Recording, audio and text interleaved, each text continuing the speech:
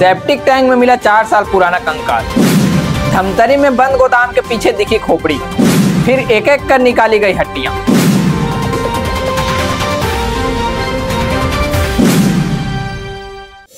नमस्कार, जय जोहार, जय छत्तीसगढ़ में भूपेंद्र कुमार साहू आप देखना शुरू कर चुके हैं एमकेएस स्टूडियो सीजी। छत्तीसगढ़ के धमतरी जिले में 4 साल पुराना कंकाल मिला।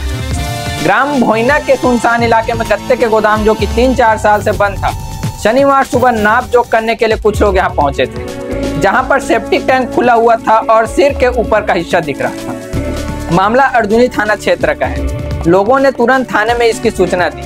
मौके पर पहुंची पुलिस ने टैंक को खोदकर कंकाल निकाला और सावधानी पूर्वक एक एक हड्डी को बारीकी से बाहर निकाला। टैंक की खुदाई के बाद यह करीबन 4 फीट गहरा हो गया। फॉरेंसिक साइंस लेबोरेटरी की टीम मौके पर पहुंचकर जांच शुरू कर दी है।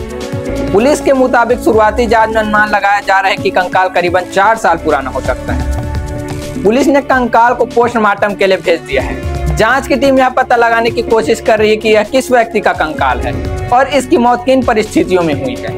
आगे की कार्रवाई में जुटी पुलिस ने कंकाल को पोस्टमार्टम के लिए भेज दिया गया है।